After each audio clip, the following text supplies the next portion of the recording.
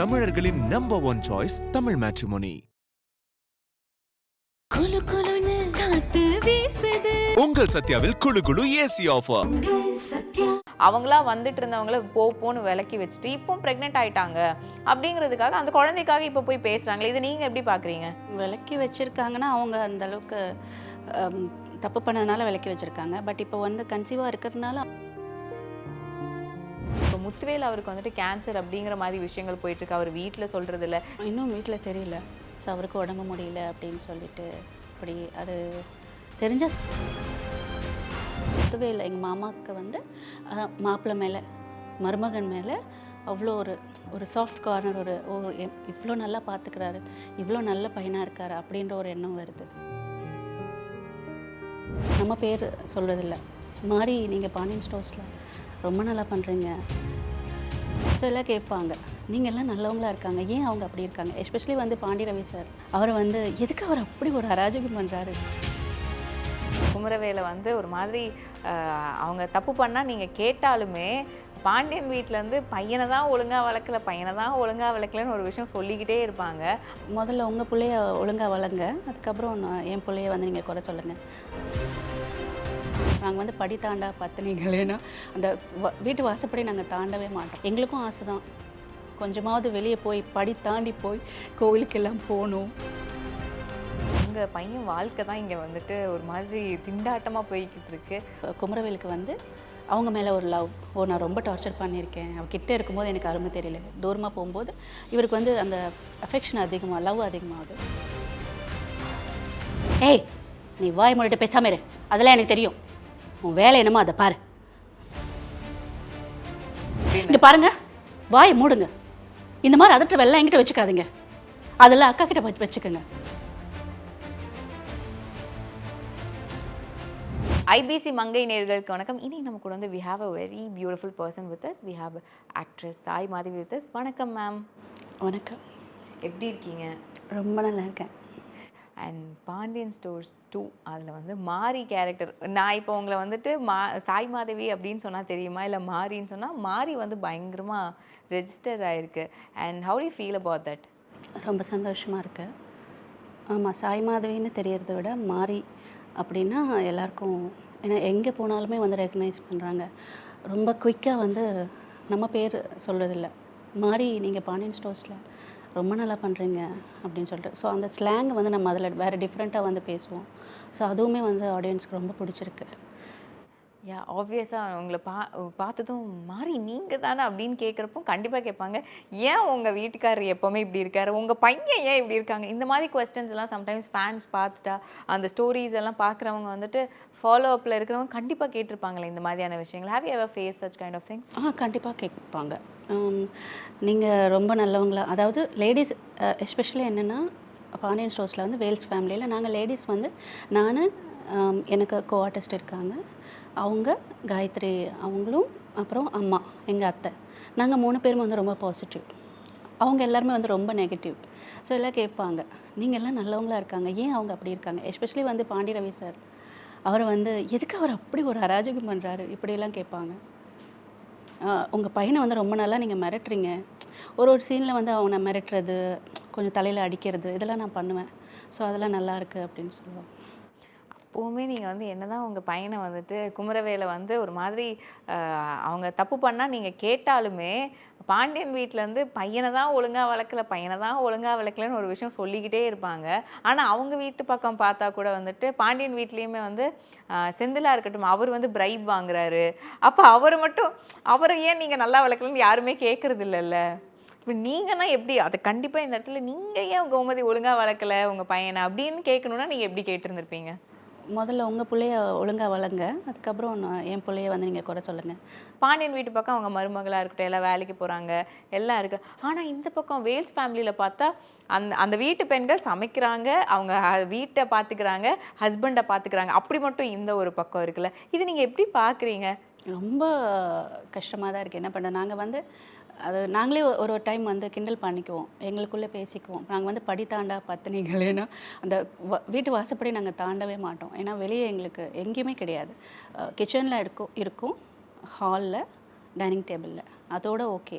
அதுக்கு மேலே எங்களுக்கு சீன்ஸ் வரல. சீன்ஸ் மீன்ஸ் அந்த அதாவது எங்களோட அந்த வேல்ஸ் ஃபேமிலியில் நாங்கள் வீட்லேயே இருக்கிற மாதிரி, இப்போ வீட்டில் இருக்கிற ஜென்ட்ஸ் வந்து எல்லாமே பார்த்துக்கிற மாதிரி, வீட்டில் இருக்கிற லேடிஸ் வந்து ஒய்ஃப் வந்து வீட்டிலேயே இருந்து பார்த்துக்கிற மாதிரி, அந்த மாதிரி தான் எங்களோட ஃபேமிலி போயிட்டுருக்கு. எங்களுக்கும் ஆசை தான் கொஞ்சமாவது வெளியே போய் படி தாண்டி போய் கோவிலுக்கெல்லாம் போகணும், ஒரு வெளியே எங்கேயாவது போகணும், ஏதாவது ஒரு ஃபங்க்ஷன் இந்த மாதிரிலாம் பண்ணணும். பட் ஒரு வருத்தம் இருக்க தான் செய்யுது, என்ன பண்ணுறது. அட்லீஸ்ட் அவங்க வீட்டு பாண்டியன் வீட்டு பக்கமாச்சும் அந்த அங்கே இருக்கிற பெண்கள் எதனா வந்து எதிர்த்து பேச முடியும், அவங்க வாய்ஸ் அவுட் பண்ண முடியும், நீ பண்ணுறது தப்பு ஏதோ ஒன்று கத்தி கேட்க முடியுது. ஆனால் இந்த பக்கம் அதுவுமே முடிய மாட்டேங்குது. அவங்க ரொம்ப பாவமாக இருக்காங்கல்ல. ஆமாம், நானாவது ஏதாவது கொஞ்சமாவது கேட்பேன். ஆனால் இவங்க சுத்தமாக கிடையாது. அதான் அப்படியே தான் போயிட்டுருக்கு, வேறு ஒன்றும் பண்ண முடியல. இப்போ நம்ம ஏதாவது பேசினா நீ வாய் மூடு அப்படின்னு வரவர் உடனே நம்ம எதுவும் பேச முடியாது. பட் அப்படி இருந்துமே எனக்கு வந்து சில இடத்துல அந்த டைலாக்ஸ்லாம் வரும், உங்களுக்கு அப்படி ஆக்கும் இப்படி ஆக்கும், உங்களுக்கு வாய் தான் ஜாஸ்தி, அதெல்லாம் பண்ணாதீங்க, இதெல்லாம் சொல்லுவேன் நடுவில். உங்கள் பையன் வாழ்க்கை தான் இங்கே வந்துட்டு ஒரு மாதிரி திண்டாட்டமாக போய்கிட்டு இருக்கு.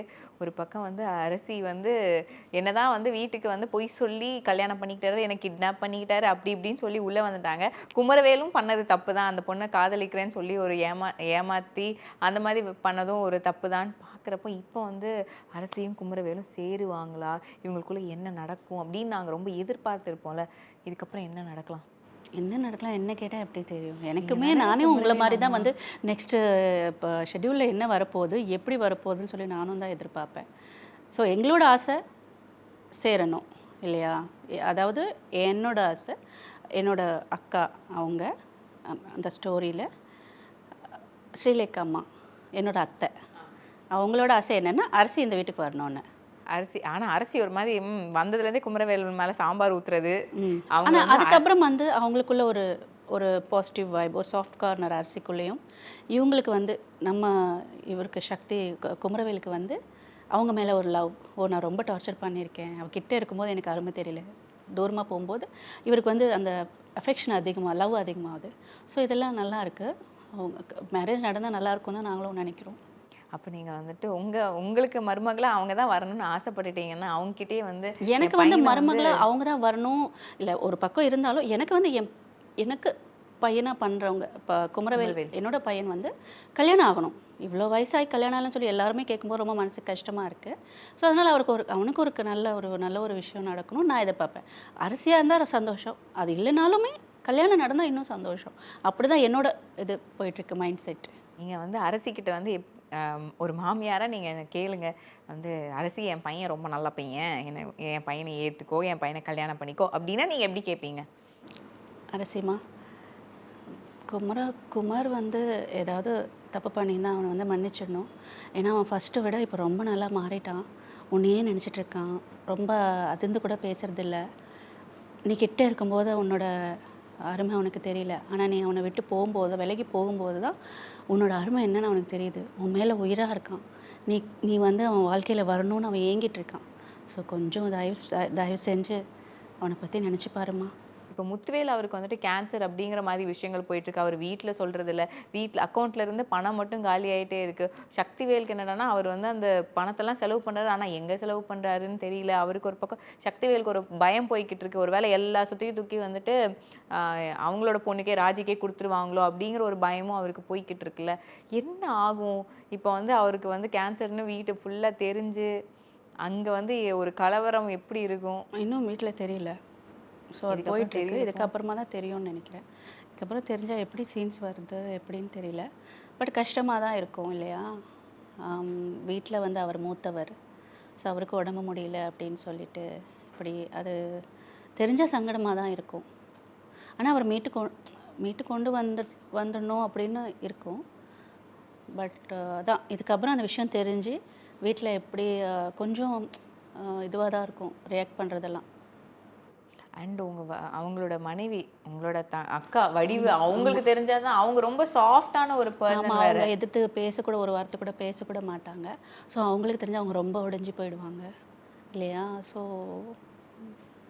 பார்க்கலாம் நம்ம. அது அந்த கதைக்களத்தில் வந்து ஒரு பாசிட்டிவான விஷயம் என்னன்னா மாமனாரும் மருமகனும் கொஞ்சம் அப்படியே ஒட்டி போகிறாங்க இந்த ஒரு ஆமாம், விஷயம். இந்த ஒரு விஷயத்தில் வந்து ரொம்ப ஒத்து போகுது. அதுவும் அதான் அவர் மருமகன் வந்து கதிர் அவர் வந்து இவருக்கு ரொம்ப துணையாக இருந்து எல்லாமே பார்த்துக்கிறாரு, எல்லாமே வந்து சப்போர்ட்டாக இருக்கார், ரொம்ப அன்பாக அனுசரணையாக நடந்துக்கிறது வந்து அவங்களுக்குள்ள ஒரு அட்டாச்மெண்ட் வருது இல்லையா, ஒரு அஃபெக்ஷன் வருது. முத்துவேல் எங்கள் மாமாவுக்கு வந்து மாப்பிள்ளை மேலே மருமகன் மேலே அவ்வளோ ஒரு ஒரு சாஃப்ட் கார்னர், இவ்வளோ நல்லா பார்த்துக்கிறாரு, இவ்வளோ நல்ல பையனாக இருக்காரு அப்படின்ற ஒரு எண்ணம் வருது அவருக்குள்ளே.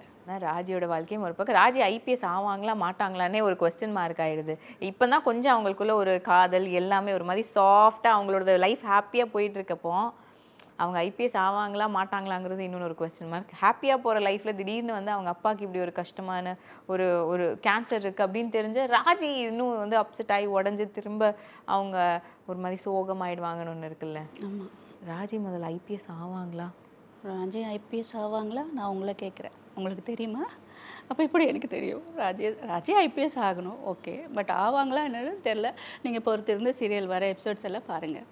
எதையும் ரிவீல் பண்ண மாட்டேன். அது ஆவாங்களா மாட்டாங்களான்னு எனக்கே தெரியாது. நீங்கள் வந்து சீரியல் பார்த்து இதுக்கப்புறம் வந்து கதைக்களங்கள் பார்த்து தெரிஞ்சுக்கலாம் அப்படின்னு ஒரு விஷயம். உங்களை மாதிரி தான் நானும் எக்ஸைட்மெண்ட்டாக இருக்கேன். ராஜி ஸ்டோரி கதைக்களம் எப்படி போகுது அப்படின்னு சொல்லிட்டு. இன்னொன்று பக்கம் பார்த்தா மயில், தங்க மயில் வீட்டில் வந்துட்டு அவங்க வீடே வந்து ஒரு மாதிரி ஒரு கோளாறான வீடாக இருக்கும். அவங்க பொய் சொல்லுவாங்க, அது ஒரு பிரச்சனையாக போய்கிட்டு இருக்கும். இப்போ அவங்க ப்ரெக்னெண்ட்டாக இருக்காங்க. அந்த ப்ரெக்னென்சி வந்துட்டு வீட்டில் சொல்லி அது தெரிஞ்சதுக்கப்புறம் அதுக்கு சரவணன் அவர் ரியாக்ட் பண்ணதை வச்சு கோமதி ஒரு பக்கம் கொந்தளிக்கிறாங்கல்ல. ஆனால் இப்போ வந்து அந்த குழந்தை மட்டும் வேணும்னு இப்போ போய் அந்த பொண்ணுக்கிட்ட பேச போகிறாங்களே தங்கமயில். இத்தனை நாள் வா அவங்களா வந்துட்டு இருந்தவங்கள போன்னு விலக்கி வச்சுட்டு இப்போ ப்ரெக்னென்ட் ஆகிட்டாங்க அப்படிங்கிறதுக்காக அந்த குழந்தைக்காக இப்போ போய் பேசுகிறாங்களே. இதை நீங்கள் எப்படி பார்க்குறீங்க? விலக்கி வச்சுருக்காங்கன்னா அவங்க அந்த அளவுக்கு தப்பு பண்ணதுனால விலக்கி வச்சுருக்காங்க. பட் இப்போ வந்து கன்சீவாக இருக்கிறதுனால அவங்க சேர்த்துக்கிட்டு மனசு மாதிரி வீட்டில் சேர்த்துக்கணும். ஏன்னா ஒரு பொண்ணுக்கு தான் தெரியும் அந்த கஷ்டம். ஸோ இப்போ அவங்க கர்ப்பமாக இருக்காங்க அப்படின்னா வீட்டில் சேர்த்துக்கிட்டு சந்தோஷமாக இருக்கணும். சந்தோஷமாக இருந்தால் நல்லாயிருக்கும். என்னோட மாரியா நான் பார்க்கும்போது அப்படி தான். அந்த பிள்ளைய ரொம்ப கஷ்டப்படுத்தாமல் மாசமாக இருக்கிற டைமில் இந்த மாதிரி நேரத்தில் புருஷனோட அன்பும் அரவணைப்பும் தேவை. ஸோ அதனால் அவங்க சேர்த்துக்கிட்டு 2 பேரும் அன்பாக அனுசரணையாக இருக்கணும் அப்படின்னு தான் நினைப்பேன். ஆனால் எங்கே அவர் புருஷர் தான் வந்துட்டு சரவணன் அவங்க தான் இது யார் பிள்ளைன்னு ஒரு கொஸ்டின் பண்ணுறாங்களா அந்த மாதிரி வர்றது. ஆமாம், அப்படி போயிட்டு தான் இருக்குது. ஆனாலும் அதான் அந்த உண்மை தெரிஞ்சுக்கிட்டு மேலும் மேலும் அந்த பொண்ணை நோக்கடிக்காமல் உண்மை தெரிஞ்சுக்கணும். உண்மை தெரிஞ்சுட்டு இது அவங்க குழந்தை தான் அப்படின்னு சொல்லி 2 பேரும் சந்தோஷமாக இருந்தால் ஓகே. இதில் நம்ம சந்தோஷமாக இருக்கணும்னு நினைக்கிறோம், அவங்க வந்து சேரணும்னு நினைக்கிறோம். தங்கமயில் அப்படியே ரெபலாக மாறிட்டாங்க. நான் இப்போ வந்து என் குழந்தைய நான் தனியாக பார்த்துக்கிறேன், பரவாயில்ல நான் சம்பாதிக்கிறேன், நான் என் குழந்தைய பார்த்துக்கிறேங்கிற மாதிரி. ஆமாம், ஏன்னா ஒரு அளவுக்கு மேலே போயிடுச்சுன்னா இப்போது ஒரு தன்மானம் பாதிக்கப்படுது இல்லையா? இப்போது அவர் வந்து சொல்கிறார் இது யார் குழந்தை அப்படின்போது எந்த அம்மாக்குனாலும் எந்த ஒய்ஃபுக்குனாலும் கோபம் வரும். ஸோ அப்போ அவங்க அந்த மாதிரி ஒரு முடிவு எடுக்கிறாங்க. நான் தான் சொல்கிறேன், அவங்க தனியாக இருந்து ஓகே இப்போ அவங்க சம்பாதிக்கிறாங்க, அப்படி இல்லாமல் மறுபடியும் 2 பேரும் ஒன்று சேர்ந்து இருந்தால் நல்லாயிருக்கும். இல்லைன்னா நம்ம என்ன சொல்ல முடியும், அன்னைக்கு தனியாகவே இரு, நீ பாட்டு உன் குழந்தைய அப்படின்னு சொல்ல முடியாது இல்லையா? அதனால் சேர்ந்து அந்த குழந்தைய வளர்த்து அப்படி தான் எப்படியும் கதைக்களம் எங்கேயோ குழந்தை பிறக்குது ஓகே. அதுக்கப்புறம் இப்போ அவங்களுக்கு என்னென்ன தேவை, அந்த அன்பு தேவை, அந்த அரவணைப்பு தேவை. ஸோ அதெல்லாம் இருந்தால் நல்லாயிருக்கும்னு எனக்கு தோணுது. இந்த சுகன்யா கேரக்டர் நடுவில் ஒரு மாதிரி ஃபயராக இருந்தாங்க. ஆமாம், செம்ம ஃபயராக வந்து திடீர்னு வந்தாங்க. அவங்களோட கசின் சிஸ்டர் வேறு, அவங்க ஃபயராக வந்தாங்க. பழனி கூட வந்து இருப்பாங்க, திடீர்னு அவங்க கூட சண்டைலாம் வரும், எப்படி இப்படின்னு கேஆட்டிக்காக மாற்றிட்டு இருந்தாங்க. அரசியோட லைஃப்பில் வந்து ஒரு சின்ன வேலை பார்த்ததும் அவங்க தான். திடீர்னு அவங்களோட போர்ஷன்ஸே ரொம்ப கம்மியான மாதிரி, என்ன சுகன்யாவை காணும் அப்படின்ற மாதிரி இருக்குல்ல. எங்கே அவங்க காணும்னா அவங்க கடையில் இருக்காங்க, கடை ஓப்பன் பண்ணியிருக்காங்க. ஸோ அவங்க கடையில் பார்த்துக்கிற மாதிரி வரவு செலவெல்லாம் பார்க்குறது எல்லாமே அவங்க பார்த்துக்கிற மாதிரி. ஸோ அதனால் அவங்க காணாமல் போயிருக்கலாம் மேபி. பாண்டியன் ஸ்டோர்ஸ் நான் வேற ஒரு ஸ்டோர்ஸ் ஓப்பன் பண்ணுறேன் அப்படின்ற மாதிரி. ஆமாம், ஏன்னா இப்போ ட்ராக்கில் அப்படி தான் போயிட்டுருக்கு. ஏன்னா அவங்களுக்கு வந்து அதான் கடை வச்சு கொடுத்துருக்கோம். ஸோ இவர் வந்து அந்த வரவு செலவு பார்க்க விடாமல் அவங்களே பார்த்துக்கிறாங்க எல்லாமே. ஸோ அதனால் அவங்க நடுவில் காணாமல் போகிறாங்க. நம்ம வந்து ஒரு குட்டி ரேப்பிட் ஆக்டிங் செஷன் மாதிரி ஒன்று எடுத்துக்கலாம் ma'am. We'll start with like நீங்கள் அவங்கள மாதிரி உங்களை சுற்றி இருக்கிற கேரக்டர்ஸ் இருப்பாங்களா, அந்த பாண்டியன் ஸ்டோர்ஸில் இருக்கிற கேரக்டர்ஸ், அவங்க பேசுறதா இருக்கட்டும், அவங்க மாடுலேஷனாக இருக்கட்டும், அவங்க பாடி லாங்குவேஜ் அதெல்லாம் இருக்குல்ல, அது நீங்கள் அப்சர்வ் பண்ணியிருப்பீங்க. அந்த அப்சர்வன்ஸ் வச்சு ஒரு குட்டி ஆக்ட் மாதிரி. ஸோ வீல் ஸ்டார்ட் வித் உங்கள் ஹஸ்பண்ட் சக்திவேல். அவர் உங்ககிட்ட வந்து அதட்டினார்னா எப்படி அதட்டுவார்? நான் ஏதாவது சொல்லுவேன், ஏங்க இப்படி பேசுகிறீங்க, கொஞ்சம் பார்த்து பேசலாம். ஏய் நீ வாய் மூடிட்டு பேசாம இரு, அதெல்லாம் எனக்கு தெரியும், உன் வேலை என்னமோ அதை பாரு அப்படின்னு சொல்லிடுவேன். அப்படி அதட்டுவார். அம்மா கிட்டலாம் கொஞ்சம் பார்த்து பேசுங்க, என்ன உனக்கு வாய் ரொம்ப ஜாஸ்தி ஆயிடுச்சு உனக்கு, போய் சமையல் பாரு, மற்ற விஷயத்துல எல்லாம் தலையிடாது, அதிக பிரசங்கித்தானமா அப்படின்னாரு. என்னைக்காச்சும் நீங்கள் அவரை எதிர்த்து பேசணுன்னா அவரே மாதிரியே கத்தி பேசணுன்னா நீங்கள் எப்படி பேசுவீங்க? ஒரு மாதிரியா டக்குன்னு நீ என்ன பேசுகிற, நான் பேசுகிறேன் பாரு அப்படின்னு. இங்கே பாருங்க, வாயை மூடுங்க, இந்த மாதிரி அதட்ட வெள்ளம் என்கிட்ட வச்சுக்காதீங்க, அதெல்லாம் அக்கா கிட்ட வச்சுக்கோங்க, என்கிட்ட வந்து இந்த மாதிரி அதட்டு பேசாதீங்க. எவ்வளோ நாள் தான் நான் பொறுத்து போகிறது, இனிமேல் அதெல்லாம் உங்கள் பேச்சில் என்னால் கேட்க முடியாது. உங்களோட சிஸ்டர் வடிவு, அவங்க ரொம்ப சாந்தம். அவங்க நார்மலாகவே ரொம்ப சாஃப்டாக பேசும். பட் அவங்கள வந்து ரொம்ப நல்லா பேசுவாங்க, அவங்க பேச்சு அந்த இது ரொம்ப நல்லா பேசுவாங்க. ஸோ நாங்கள் வந்து அவங்கள செட்டிலெலாம் கிண்டல் பண்ணுவோம். அவங்க வந்து டைரக்டர், என்னது வெற்றி மாறி அப்படின்னு சொல்லிட்டு நாங்கள் அவங்கள. ஏன் வெற்றிமாறன் சார் மாதிரி அவங்க ஏதாவது ஒன்று சொல்லுவாங்க. இப்போ ஒரு ஸ்கிரிப்டில் ஏதாவது ஒரு இருக்குது அப்படின்னா, இந்த சீனில் நம்ம இப்படி பேசிக்கலாம் அப்படின்னு சொல்லுவாங்க. அதனால் நாங்கள் சும்மா அப்படி கிண்டல் பண்ணுவோம், இம்ப்ரவைஸ் பண்ணிகிட்டே இருக்காங்க. ஆமாம். ஸோ அவங்க வந்துட்டு எப்படி பேசுவாங்க, அவங்களோட ஆக்ட் ஒன்று இருக்கும்ல ரொம்ப சாஃப்ட், அது எனக்கு தெரிஞ்சு உங்களோட ஃபேவரட்டாக இருக்கும்னு நினைக்கிறேன். தெரியல என்ன மாதிரி இது இப்படி நடக்குது, இவங்க 2 பேர் இப்படி பேசிட்டு போகிறாங்க, விடுங்கக்கா, அவங்கள பற்றி நமக்கு தெரியாதா? இல்லை மாதிரி எனக்கு அவரை நினச்சாதான் ரொம்ப ரொம்ப மனசுக்கு சங்கடமாக இருக்குது. இதுக்கு ஏன்க்கா நீங்கள் அழுகுறீங்க, அதெல்லாம் அழாதீங்க, அதெல்லாம் பார்த்துக்கலாம். இல்லை மாதிரி அத்தையை நினச்சாதான் எனக்கு ரொம்ப பயமாக இருக்குது அப்படின்னு. இப்போ அம்மா கேரக்டர், அம்மா வந்து பையனையும் விட்டு கொடுக்க முடியாது, பிள்ளையும் விட்டு கொடுக்க முடியாது. என்னடா பழனி கொஞ்சம் பேசாமல் இருடா அப்படின்னு. முத்து நீ கொஞ்சம் யோசிச்சு பாருப்பா, எல்லாம் நீதான்ப்பா மூத்த பிள்ளை, நீதான்ப்பா எல்லாம் பார்த்துக்கணும்.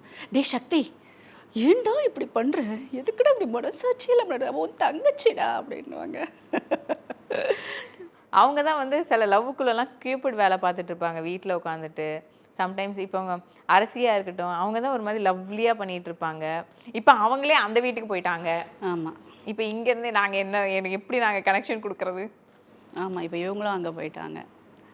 எங்களுக்கு போர் அடித்த மாதிரி ஆயிடுச்சு. ஏன்னா எங்களுக்கு இருக்கிறது அவங்க மட்டும்தான், அவங்களும் அங்கே போயிட்டாங்க. ஸோ கஷ்டமாக தான் இருந்துச்சு. அவங்க இங்கே இருந்திருக்கலாம். வந்துடுவாங்க. அடுத்து வந்துட்டு முத்துவேல் வந்து அவங்க எனக்கு வந்து மாமா, அவங்க ரொம்ப ஜாஸ்தியாக பேச மாட்டாங்க. ஏ சக்தி, பேசாமல் இருக்க சொன்னல, அதெல்லாம் பார்த்துக்கலாம் அப்படின்வார். நான் இருக்கேன், நான் பார்த்துக்கிறேன் அப்படின்வார். அப்புறம் அதான் ரொம்ப ஜாஸ்தியாக ஒரு 2 வார்த்தைனாலும் அப்படி டக்குன்னு பழிச்சுன்னு பேசிட்டு போயிடுவார். குமரவேல் எனக்கு தெரியல. அப்பதா என்ன அப்பதா இப்படி பேசுகிற, அப்பா என்னமோ நடக்குது நமக்கு தெரியாமல்.